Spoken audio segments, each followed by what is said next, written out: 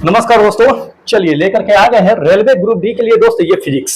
जैसा कि आपको पता है कि यहाँ पे फिजिक्स जो चल रही है वो अभी टॉपिक वाइज चल रही है, ठीक है। वो भी पी वाई क्यू यानी प्रीवियस ईयर्स के क्वेश्चन चल रहे हैं।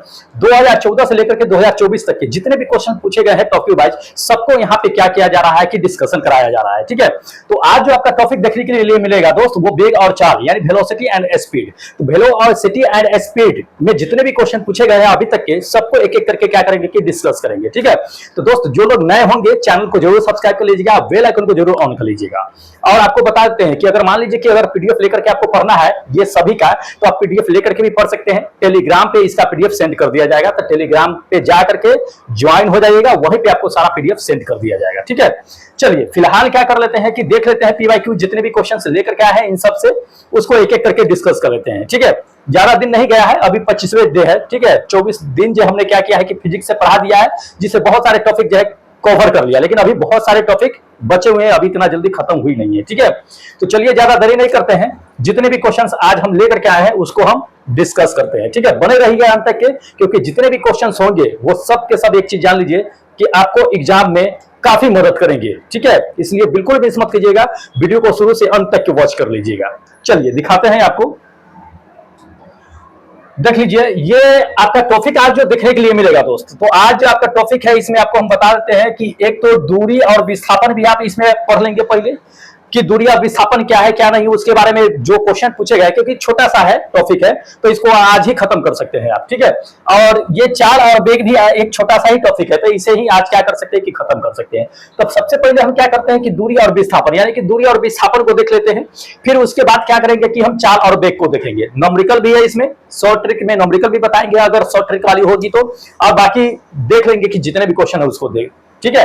तो सबसे पहले कर लेते हैं कि दूरी और विस्थापन। देखिए आप लोग अच्छी तरह से समझते होइएगा कि दूरी और विस्थापन कहते किसको है। दूरी भी समझते होइएगा, विस्थापन भी समझते होइएगा, पढ़े है, लेकिन हमें समझाने की जरूरत नहीं है। जैसे कि मान लीजिए फिर भी हम आपको समझा देते हैं कि क्या है क्या नहीं है। जैसे मान लीजिए कि ये दूरी है, यहां से आप चलना शुरू किए ऐसे ऐसे, यहां से आप चलना शुरू किए, यहां इस पॉइंट पे आकर के रुक जाए, ठीक है। इस पॉइंट पे आकर के रुक जाए, ये पॉइंट ए हो गया, ये पॉइंट जो है आपका बी हो गया, ठीक है। अब इसका क्या है कि आपको जो है क्या करना है कि दूरी निकालना है। तो दूरी कितना होगा, मान लीजिए ए से बी तक के जितने भी दूरी तय की है, जितने भी किलोमीटर होगा वही इसका क्या होगा कि दूरी होगा। तो ए से लेकर के क्या होगा कि बी तक के क्या होगा आपका कि ये दूरी कहलाएगा। क्या कहलाएगा, ये दूरी कहलाएगा। ये चीज ध्यान रखिए। अब विस्थापन हमें निकालना है, तो विस्थापन कहलाएगा क्या, विस्थापन किसको कहेंगे। तो क्या करना है कि अंतिम दूरी में से प्रारंभिक दूरी को हम क्या करते हैं कि घटा देते हैं। जैसे मान लीजिए कि यहां से है, ठीक है, ये पॉइंट है, ये पॉइंट है। अब यहां से क्या करते हैं कि हमको विस्थापन निकालना है, तो विस्थापन यहां से लेकर के यहां तक के जो भी दूरी तय किए होंगे हम लोग उसको क्या करेंगे कि निकाल लेंगे। तो विस्थापन के लिए इसमें क्या करते हैं हम लोग, विस्थापन अगर मान लीजिए हमें निकालना है तो विस्थापन के लिए क्या करेंगे, बी में बी दूरी जितनी भी होगी, चाहे जितनी भी किलोमीटर होगी, उतना में से एक ही दूरी को क्या करेंगे माइनस कर देंगे, तो ये मेरा विस्थापन निकल जाता है। ये चीज ध्यान रखिएगा, ठीक है। तो ये है, इसी तरह से जो है पूछे जाते हैं इसको क्वेश्चन जो है दूरी और विस्थापन से। तो जो भी पूछे गए हैं उसको एक एक करके हम डिस्कस कर लेते हैं। चलिए देखिएगा क्वेश्चन इससे क्या क्या पूछा गया है। देख लीजिए इसमें पहला नंबर क्वेश्चन दे दिया है, क्या दे दिया पहला नंबर क्वेश्चन कि वह भौतिक राशि जो कभी भी ऋणात्मक नहीं होती है। तो कभी भी ऋणात्मक नहीं होती है वो कौन सा होती है, ये जान लेना है। तो पहला नंबर देख लीजिए कि दूरी, दूरी आपको कभी भी क्या होता है कि ऋणात्मक नहीं होता है। दूरी हमेशा क्या होता है कि आगे की ओर बढ़ती है या पीछे की ओर बढ़ती है, लेकिन ऋणात्मक नहीं होता है। दूरी को हमेशा क्या होता है कि पॉजिटिव लिया जाता है। लेकिन मान लीजिए कि त्वरण है, त्वरण आपका नेगेटिव हो सकता है, बल है, बल नेगेटिव हो सकता है, वेग है, वेग नेगेटिव हो सकता है, जान लीजिए ये चीजें। लेकिन दूरी जो होगा, ये डिस्टेंस जो होगा, ये डिस्टेंस कभी भी नेगेटिव नहीं होगा, ये हमेशा ऑलवेज जो है पॉजिटिव होगा, ठीक है। लेकिन ये क्या होगा कि पॉजिटिव नेगेटिव दोनों होगा, पॉजिटिव नेगेटिव दोनों होगा, पॉजिटिव नेगेटिव दोनों होगा, ठीक है। ये चीज ध्यान रखिएगा। प्लस जीरो भी हो सकता है, प्लस जीरो भी हो सकता है, प्लस जीरो हो सकता है, ये कभी जीरो नहीं होता है, ठीक है। तो ये चीज इसको ध्यान में रखिएगा, ग्रुप डी के एग्जाम में पूछा जा चुका है क्वेश्चन, तो इंपॉर्टेंट है। चलिए अगला नंबर देख लीजिए। अगला नंबर दे दिया है कि डैश का उपयोग करके एक वस्तु की समग्र गति वर्णन करने और किसी दिए गए समय पर इसकी प्रारंभिक स्थिति के संदर्भ में अंतिम स्थिति का पता लगाने के लिए किया जाता है। तो अंतिम स्थिति का पता लगाने के लिए किसका इस्तेमाल करते हैं हम लोग? विस्थापन का करते हैं। किसका? विस्थापन का करता है। लेकिन ये चीज जान लीजिए कि समग्र गति का वर्णन कौन करता है? वेग करता है। उसकी दूरी, जब तक दूरी नहीं होगी तब तक क्या होगा कि उसकी गति का वर्णन नहीं होगा, क्योंकि गति जब भी होगी दूरी जरूर होगा, विस्थापन उसमें जरूर होगा। ये चीजें ध्यान लीजिए, ठीक है। तो ये मेरा होगा क्या कि करेक्ट आंसर होगा। चलिए अगला देखिएगा क्वेश्चन। देखिए वेग और समय के गुणनफल को क्या कहते हैं? तो वेग और समय के गुणनफल को, यानी कि v गुने t जो होता है, इसको हम लोग क्या कहते हैं, ये चीजें जानना है, ठीक है। देखिए वेग और समय के गुणनफल को क्या कहेंगे हम लोग? तो पहले जान लीजिए कि वेग जो होता है सो, ये वेग किसको कहते हैं? तो वेग जो होता है ये विस्थापन के परिवर्तन, ये विस्थापन जो होता है जिसको हम लोग जो है d कहते हैं, आज समय, ये समय होता है, ठीक है। तो ये समय, तो अगर मान लीजिए कि वेग और इसको अगर हम गुणा करेंगे तो गुणा करने पे ये मेरा क्या आ जाएगा दोस्त? ये चीज आएगा, विस्थापन को अगर निकालना है हमें, ये विस्थापन अगर d निकालना है तो क्या करेंगे? वेग को समय से गुणा कर देंगे। तो वेग और समय के गुणनफल को क्या करेंगे हम लोग? जो है विस्थापन कहते हैं। क्या कहते हैं? विस्थापन कहते हैं, ध्यान रखना है। तो यहां से आप निकाल सकते हैं, ऐसे सवाल पूछे जाते हैं, कंफ्यूज कर सकते हैं, तो कंफ्यूज नहीं होना है। अब कहिए है कि ना वेग और बटे समय होना चाहिए, v बाई समय होना चाहिए, तो अब ये तो त्वरण होगा, वेग परिवर्तन की दर को त्वरण कहते हैं। आप त्वरण इसमें ढूंढते रह जाएगा, नहीं मिलेगा, ठीक है। तो थोड़ा सा कॉमन सेंस लगा करके चलना है, आराम से बन जाएगा। अगला नंबर देखिए, देखिए कि यदि किसी वस्तु द्वारा तय की गई दूरी शून्य है, तय की गई दूरी क्या है? मान लीजिए कि ये तय किया गया है दूरी है, तो दूरी तय नहीं किया, इसका डिस्टेंस क्या आ गया? डिस्टेंस जो हो गया वो जीरो हो गया, डिस्टेंस जीरो हो गया। उस कंडीशन में कहता है विस्थापन क्या होगा? आपको क्या बताया कि विस्थापन किसको कहते हैं? तो अंतिम दूरी में से प्रारंभिक दूरी को घटा देंगे, वही मेरा क्या होगा कि ये विस्थापन होता है। तो दूरी तो यहाँ पे जीरो है, अंतिम दूरी प्रारंभिक दूरी तो है ही नहीं है इसमें, तो ये खुद जीरो है। तो ये जान लीजिए कि वो जीरो ही होगा, विस्थापन क्या होगा मेरा? जीरो ही होगा, ठीक है। तो इसको ध्यान में रखना है। चलिए अगला दिखाते हैं क्वेश्चन। कहता है एक वस्तु को ऊपर की ओर फेंका जाता है, यह 100 मीटर ऊंचाई तक के जाती है, फिर फेंके जाने वाले वापस आ जाती है, फेंके जाने वाले जगह पर फिर वापस आ जाती है। जैसे कि मान लीजिए इसको लेकर के यहां से ऊपर फेंका गया, ठीक है, इस बॉल को ऊपर फेंका गया, कितना है? 100 मीटर की दूरी है, 100 मीटर की दूरी है, ये ऊपर फेंका गया। अब फिर यही क्या हो गया कि यहीं पे आकर के जो है ये धराम से आके गिर गया, ठीक है। तो 100 मीटर गया, फिर 100 मीटर जो है नीचे आ गया, यही हो गया। 100 मीटर इधर से गया, ये 100 मीटर, ध्यान रखना है ये चीजें, और 100 मीटर फिर वापस आ गया, 100 मीटर फिर वापस आ गया। तो इसका जो है पॉइंट देखिए, गया और वापस आया, तो इसका ये पॉइंट ए हो गया, लेकिन फिर रिटर्न आ गया, यहीं पे आ गया, जिस पॉइंट पे है उसी जगह पे ये आ गया। तो इसका विस्थापन क्या हो जाएगा? जहां से चला इसकी दूरी जीरो था, क्या था? इसकी दूरी 0 मीटर था, गया था 100 मीटर, फिर 100 मीटर वापस आ गया, मतलब जीरो पर आ गया। तो इसका अगर मान लीजिए कि हम अगर विस्थापन निकालते हैं, क्या निकालते हैं? विस्थापन। तो क्या करेंगे कि b में से a को घटा देंगे। अब b के जगह पे दूरी यहाँ पे कितना है? जीरो पे शुरू किया था, जीरो पर ही आ गया था। या तो ये कहिए कि 100 गया, 100 वापस आ गया, सीधी सी बातें हैं। तो ये b तक के तो गया 100 ये, अब फिर 100 जो है a तक के वापस आ गया, ये 100 तक के वापस आ गया, ये जीरो हो गया, या जीरो से गया जीरो पर ही आ गया। तो ये जीरो इसका विस्थापन होगा। इसकी कुल तय की गई दूरी जो होगा वस्तु द्वारा, तो कुल तय की गई दूरी क्या होगा कि मेरा जीरो होगा, ठीक है। ये करेक्ट होगा। जैसे मान लीजिए कि ये सर्किल हो गया, ठीक है। अब मान लीजिए कि आप यहां से दूरी जो है क्या किया कि ये स्टार्ट किए, यहां से स्टार्ट किए आप, अब घूमते हुए राउंड मारते हुए फिर आप यहीं पे आकर के पहुंच गए, एंड यहीं पे कर दिए आप। तो एंड किए, तो मान लीजिए कि ये जो है 500 मीटर का आपने चक्कर लगा लिया, क्या लगाया?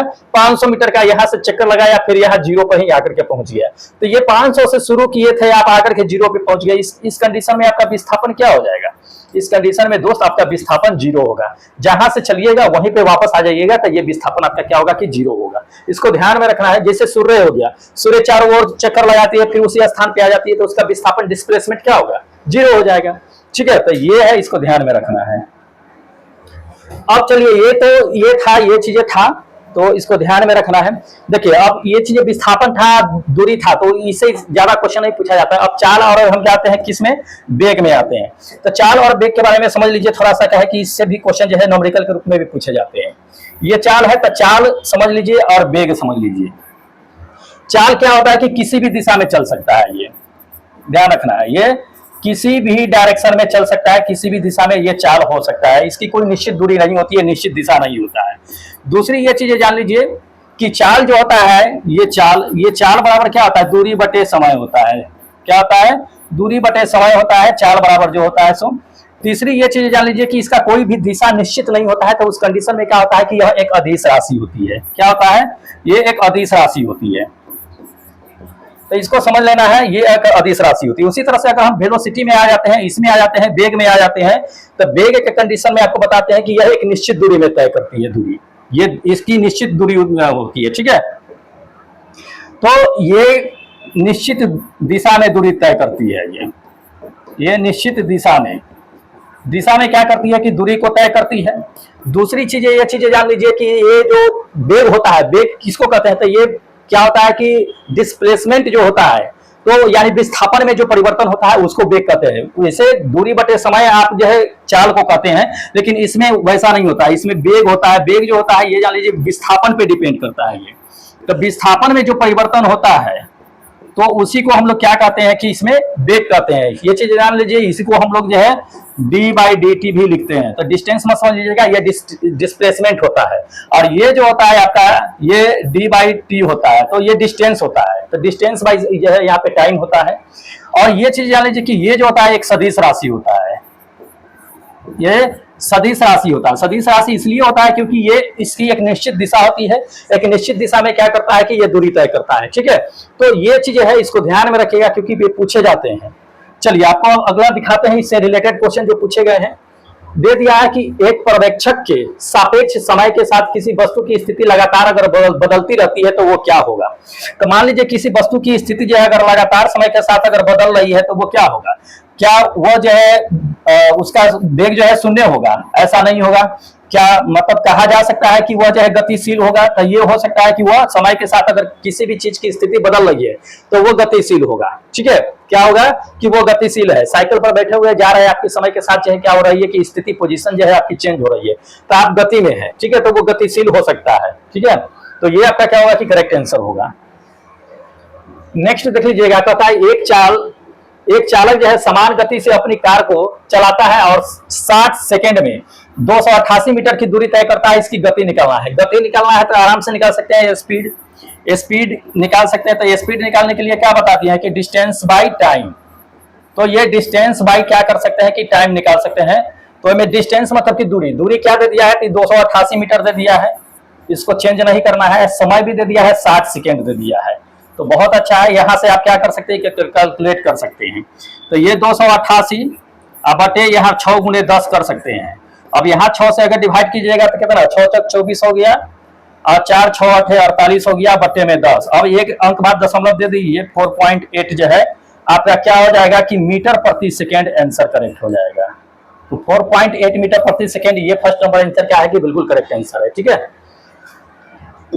नेक्स्ट देख लीजिएगा, अगला नंबर ये दे दिया है कि किरण जो है 90 मीटर लंबे पुल में तैरती है।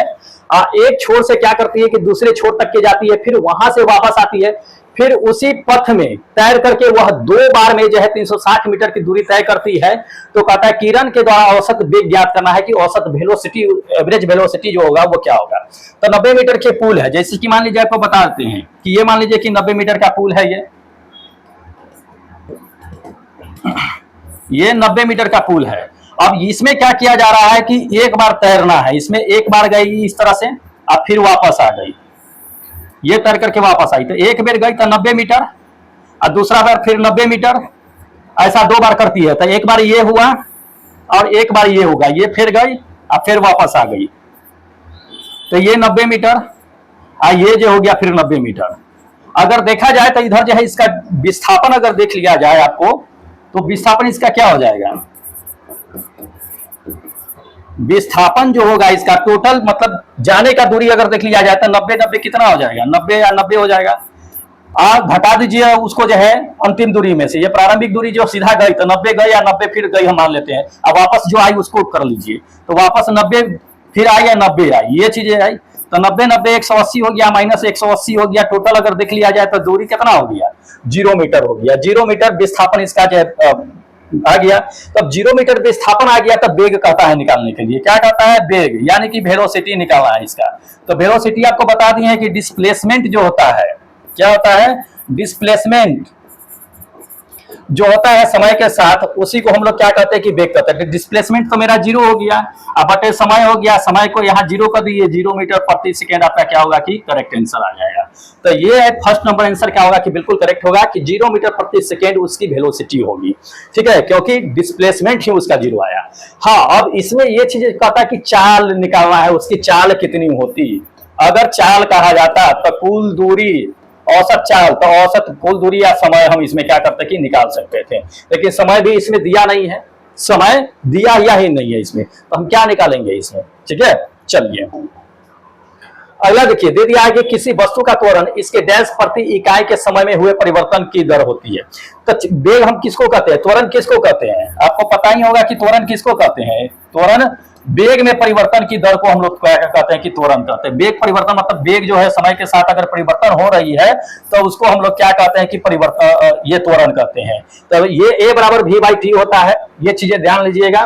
तो वेग में परिवर्तन की दर, क्या वेग में जो परिवर्तन होता है उसी को हम लोग क्या कहते हैं कि त्वरण कहते हैं। इसका ऐसा यूनिट अगर ले लीजिएगा त्वरण का, तो त्वरण का क्या होता है कि मीटर प्रति सेकेंड स्क्वायर क्या होता है कि इसका ऐसा यूनिट होता है, ऐसा यूनिट, ठीक है, ध्यान रखना है, ये चीजें पूछे जाते हैं। चलिए अगला क्वेश्चन आपको दिखाते चलते हैं। अगला नंबर देखिए, नेक्स्ट नंबर ये दिया कि फ्रेम के संदर्भ में जो समय के फंक्शन है, एक वस्तु की स्थिति में परिवर्तन की दर क्या है, उसे क्या कहा जाता है। देखिए स्थिति में परिवर्तन, स्थिति में परिवर्तन कहने का मतलब क्या होता है, ध्यान रखना है ये चीजें पे, इसको ध्यान रखिएगा, आराम से पकड़ में आ जाएगा। स्थिति के परिवर्तन, स्थिति कहने का मतलब क्या होता है, स्थिति कहने का मतलब समझ लीजिए कि विस्थापन, क्या विस्थापन, ध्यान रखना है। स्थिति कहने का मतलब क्या, विस्थापन। तो विस्थापन के परिवर्तन मतलब विस्थापन परिवर्तन कब होगा, विस्थापन परिवर्तन जब समय के साथ होगा तब होगा। अब विस्थापन के परिवर्तन को दर को हम लोग क्या कहते हैं, वेग कहते हैं, यही ना कहते हैं। दूरी परिवर्तन की दर को हम लोग चाल कहते हैं। तो ये वेग मेरा क्या होगा कि बिल्कुल करेक्ट आंसर हो जाएगा, ठीक है। ये मीटर प्रति सेकेंड होता है, वेग का वेलोसिटी का जो होता है ऐसा यूनिट जो होता है, तो इसको ध्यान में रखिएगा, पूछे जाते हैं। चलिए अगला नंबर देखिए, अगला नंबर दे दिया कि समय के साथ किसी वस्तु को वेग दिखाने वाले ग्राफ को क्या कहते हैं। ठीक है, समय के साथ अगर आप किसी ग्राफ को दिखा रहे हैं, जैसे कि मान लीजिए कि यहाँ पे समय हो गया, ये ग्राफ बना लिए हम कि ये समय हो गया, और ये क्या हो गया कि ये आपका वेग हो गया, क्या हो गया, वेग हो गया, वेलोसिटी हो गया। तो ये जो हो गया इसके समय के साथ जो वेग जो है समय के साथ परिवर्तन हो रही है इस तरह की, तो इसको हम लोग क्या कहते हैं कि त्वरण कहते हैं। क्या कहते हैं, त्वरण। वेग परिवर्तन की दर को हम लोग क्या कहते हैं कि त्वरण कहते हैं। या ये चीज जान लीजिए कि समय और जो है ये वेग ग्राफ कहते हैं, वेग या समय ग्राफ। तो त्वरण तो दिया नहीं है, तो इसमें वेग और समय के ग्राफ को हम टिक कर देंगे, ये फर्स्ट नंबर आंसर करेक्ट हो जाएगा। अगला नंबर देखिए, कहता है औसत चाल और औसत वेग किसी वस्तु की गति दर्शाता है। क्या दर्शाता है, अगर मान लीजिए कि औसत चाल है और औसत वेग है तो वह क्या दर्शाएगा। औसत चाल और औसत वेग क्या दर्शाता है, वो दिखाता है उसका समय अंतराल को दिखाता है। क्या दिखाता है, समय अंतराल को। अगर औसत चाल आप निकालिएगा, औसत चाल निकालिएगा तो उस कंडीशन में क्या होगा कि औसत दूरी होता है। क्या होता है, औसत दूरी बटे जो है औसत समय। तो औसत समय कहिए या तो सीधा समय कह सकते हैं। और मान लीजिए कि आपको औसत जो है औसत वेग निकालना है, तो औसत वेग निकालने के लिए क्या हो जाएगा, औसत विस्थापन, औसत विस्थापन और औसत समय कहिए या समय कहिए। तो ये चीजें मेन क्या दिखाता है, ये चीज दिखाता है समय अंतराल को दिखाता है। क्या दिखाता है, ये समय अंतराल को दिखाता है, ठीक है। तो ये चीजें होता है, इसको ध्यान में रखना है। अगला देख लीजिए, कहता है एक भीड़ भाड़ वाली सड़क पर एक बस की गति क्या होती है। मान लीजिए भीड़ भाड़ गति है तो क्या एक समान से बस चलाता रहेगा। भीड़ भाड़ वाली जगह है, लोग आते जाते रहते हैं, उस कंडीशन में कभी ब्रेक मारेगा, कभी स्पीड करेगा, कभी ब्रेक मारेगा, कभी स्पीड करेगा। मतलब उसकी चाल जो होती है वो क्या होती है कि एक समान रूप से नहीं होती है, ठीक है। तो उसको असमान गति कह सकते हैं। क्या कहते हैं, असमान गति कहते हैं, जो एक समान चाल से चलती है।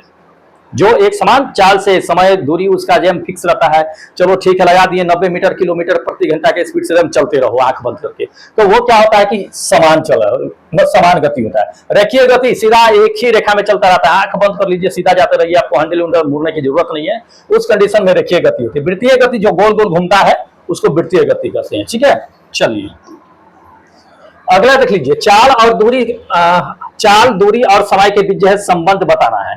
तो चाल बराबर आपको बता दिए है कि चाल बराबर क्या होता है कि दूरी बटे समय होता है, यही होता है। चाल को एस से डिनोटेड करते हैं, ये डी होता है या ये टी होता है, तो ये जो भी होगा वही मेरा करेक्ट आंसर होगा।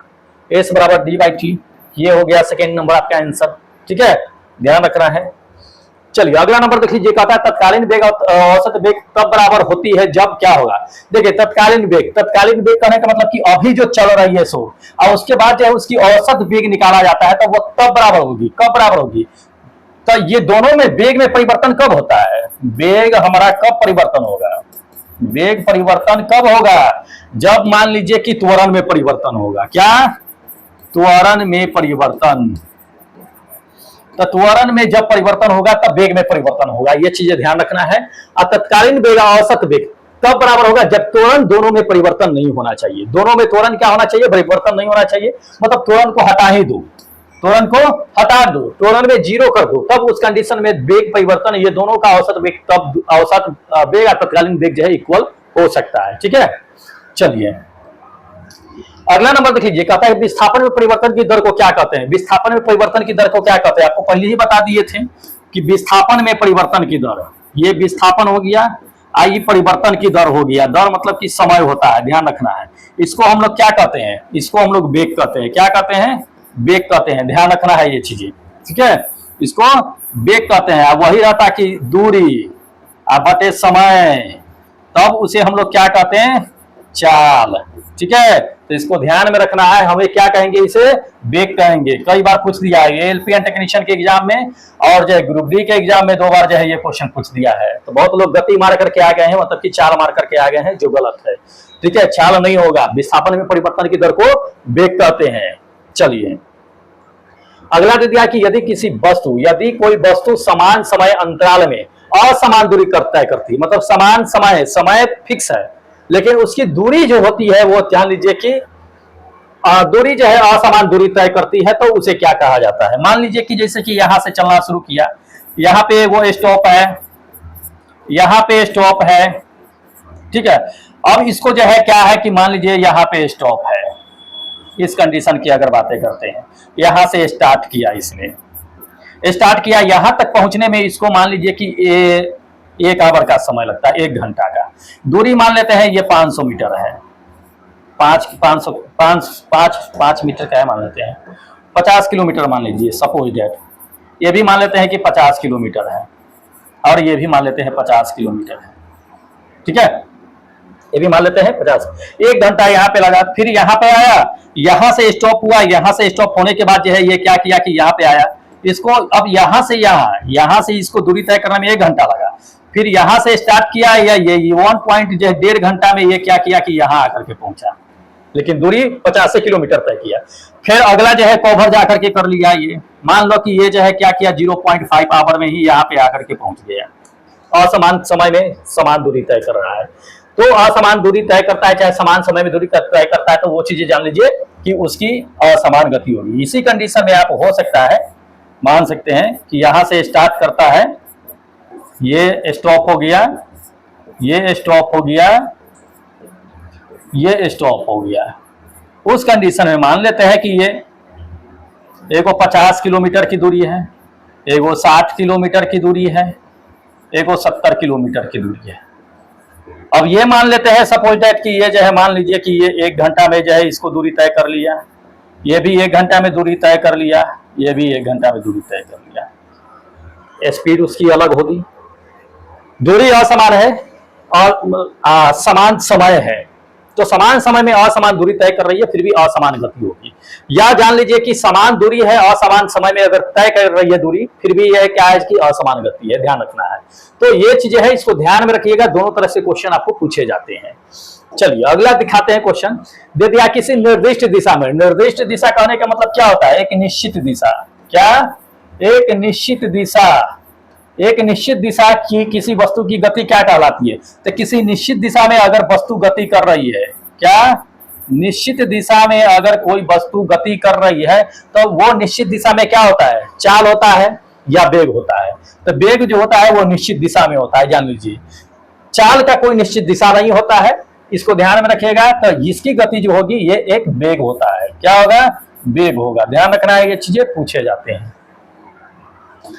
अगला नंबर दे दिया है कि निम्नलिखित में से कौन सी मात्रा चाल के साथ इसकी गति निर्दिष्ट करती है? गति निर्दिष्ट करती है। निर्दिष्ट करने का मतलब क्या? निश्चित करती है। क्या? निश्चित करती है। तो निश्चित वेग ही करती है और कोई नहीं करती है। इसमें सिर्फ निश्चित वेग करेगी, वेलोसिटी करेगी। ठीक है, चलिए अगला दिखाते हैं क्वेश्चन। दे दिया एक निश्चित दिशा की ओर, फिर निश्चित दिशा की ओर दे दिया है कि बढ़ रही वस्तु की गति वैज्ञानिक शब्दावली के में किस पद के रूप में जो है जाना जाता है? तो वेग के रूप में जाना जाता है। किसके? वेग के रूप में, जो निश्चित होती है। अगला देखिए, समय के साथ विस्थापन परिवर्तन की दर को क्या कहते हैं? वही हो गया, बात तो वही हो गया कि विस्थापन है, समय के साथ जो परिवर्तन कर रही है तो उसको हम लोग क्या कहते हैं? वेग कहते हैं। क्या कहते हैं? वेग कहते हैं। ध्यान रखना है। अब वही मान लीजिए कि अगर दूरी रहता है और समय के साथ अगर परिवर्तन होती रहती तब उसको हम लोग क्या कहते हैं? ये चाल कहते हैं। ठीक है, तो इसको ध्यान में रखना है। दोनों का ऐसा यूनिट जो होता है वो सेम होता है। ध्यान रखना है, दोनों का ऐसा यूनिट मीटर प्रति सेकेंड ही होता है। इसका भी ऐसा यूनिट क्या होता है कि प्रति मीटर प्रति सेकेंड ही होता है। ध्यान रखना है, ये चीजें दोनों का ऐसा यूनिट सेम होता है, सीजीएस यूनिट सेम होता है, बस डिफरेंट होता है सदिश सदिश में। तो ये चीजें है, ये क्या होता है क्या ये निश्चित दिशा में जाता है, इसलिए क्या होता है कि सदिश राशि होता है। क्या होता है? ये सदिश राशि होता है, इसको ध्यान में रखना है। जबकि ये क्या होता है कि अदिश राशि होता है। ये क्या होता है? ये अदिश राशि होता है। इसको ध्यान में रखिएगा, पूछे जाते हैं ये सवाल। ठीक है, चलिए। अच्छा, तो इतने क्वेश्चन अभी तक के पूछे गए थे जो आपको हमने क्या किया है कि बता दिया है। ठीक है, अब अगले दिन क्या करेंगे कि नेक्स्ट टॉपिक लेकर के आएंगे। तो जो लोग अभी तक के चैनल सब्सक्राइब नहीं किए हैं तो उस चैनल को जरूर सब्सक्राइब कर लीजिएगा और बेल आइकन को जरूर ऑन कर लीजिएगा। जाकर के टेलीग्राम ज्वाइन कर लीजिएगा, वहीं पे ये सारा पीडीएफ आपको क्या किया जाएगा? भेज दिया जाएगा, उसको रिवीजन कर लीजिएगा। ठीक है, और देखिए जो लोग ग्रुप डी की तैयारी कर रहे हैं, किसकी? ग्रुप डी की। बता देते हैं आपको कि जो लोग ग्रुप डी की तैयारी कर रहे हैं वो टेस्ट दे सकते हैं। उनके लिए टेस्ट क्या है कि चालू है, टेस्ट चालू है। तो टेस्ट चालू है तो टेस्ट कहाँ लगाना है? तो ये एप्लीकेशन है, इस एप्लीकेशन को डाउनलोड कर लीजिएगा। ये एप्लीकेशन का नाम है। ठीक है, इसी नाम से क्या करना है कि प्ले स्टोर पे सर्च कर लेना है। ये एप्लीकेशन का लोगो है, यहाँ पे आएगा और जाकर के क्या कीजिएगा कि उसको डाउनलोड कर लीजिएगा। ग्रुप डी के लिए स्पेशल टेस्ट वहां पे चालू है, तो जाकर के टेस्ट लगाना शुरू कीजिएगा। अगर किसी तरह की समस्या आती है तो ये नंबर दिया हुआ है, आपको नंबर दिया हुआ है। आप किसी भी समय आप क्या कर सकते हैं? 5 बजे के बाद, 5 PM के बाद जो है आप क्या कर सकते हैं कि कॉल कर सकते हैं 10 PM तक के। ध्यान रखना है ये चीजें। तो उस समय कॉल कर लीजिएगा, आपको हम जो भी समस्या होगी उसका हम जो है क्या करेंगे? रिप्लाई जरूर करेंगे। चलिए, अब क्या कीजिए कि दोस्त जो लोग चैनल सब्सक्राइब किए हैं चैनल जरूर सब्सक्राइब कर लीजिए, जाकर टेलीग्राम ज्वाइन कर लीजिए और हमें इजाजत दे दीजिए, क्योंकि फिर अगले दिन लेकर के आएंगे आपके लिए नेक्स्ट टॉपिक। ठीक है, फिलहाल जय हिंद दोस्तों।